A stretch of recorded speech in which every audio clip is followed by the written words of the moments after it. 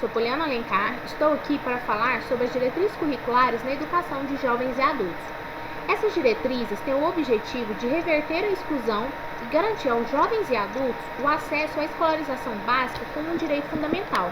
Desde a colonização portuguesa, nota-se a emergência de políticas para o EJA focada principalmente aos processos de alfabetização, por ser muito recente, o reconhecimento e a definição dessa modalidade como uma política pública de acesso e continuidade à escolarização básica.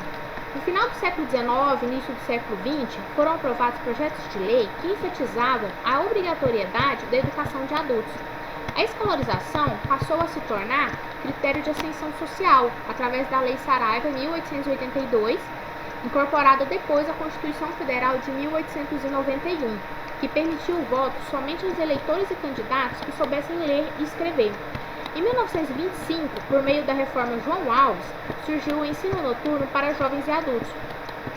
Pela Constituição Federal de 1934, foram instituídos no Brasil a obrigatoriedade e a gratuidade do ensino primário para todos. Nesse mesmo ano, a educação de jovens e adultos era tema de política educacional e houve a criação do Fundo Nacional do Ensino Primário, que foi em 1942, onde o funcionamento iniciou somente em 1946. Após a Segunda Guerra Mundial, ficou fortemente marcado por campanhas nacionais de alfabetização em massa, realizadas pelo governo federal para atender principalmente a população do meio rural. No final da década de 1950 e início da década seguinte, criou-se uma nova perspectiva na educação brasileira, fundamentada nas ideias e experiências desenvolvidas por Paulo Freire. O trabalho pedagógico com os jovens e os adultos passou a contar com os princípios da educação popular.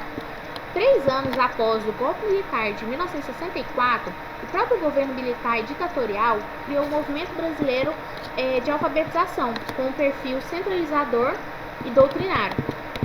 A sua proposta pedagógica, ela desconsiderava a migração rural-urbana intensa naquele período e dava preferência a um modelo industrial urbano, com padrões capitalistas de produção e consumo. Com a nova república, a partir de 1985, o governo federal rompeu com a política de educação de jovens e adultos do período militar e extinguiu o Mobral e criou a Fundação Educar. Em 1986, o Ministério da Educação organizou uma comissão para a elaboração de diretrizes curriculares político-pedagógicas da Fundação Educar.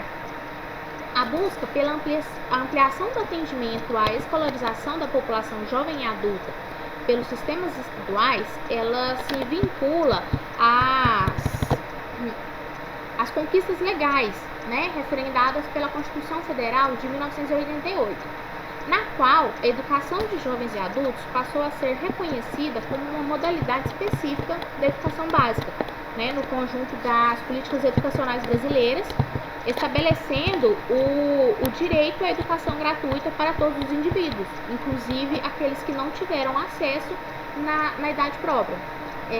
Entretanto, com a extinção da Fundação Educar em 1990, o governo federal se omitiu do cenário de financiamento para a educação de jovens e adultos, cessando os programas de alfabetização até então existentes. Ainda na década de 1990, foi promulgada a nova Lei de Diretrizes e Bases da Educação Nacional, a Lei 9394 de 96, na qual a EJA passa a ser considerada uma modalidade da educação básica nas etapas do ensino fundamental e médio, com especificidade própria. Em 10 de maio de 2000, foram elaborados pelo Conselho de Educação as diretrizes curriculares nacionais para a educação de jovens e adultos. Tais diretrizes superaram a visão preconceituosa do analfabeto ou iletrado, e, além disso, eles reconheceram a diversidade cultural e regional presente em diferentes estratos sociais.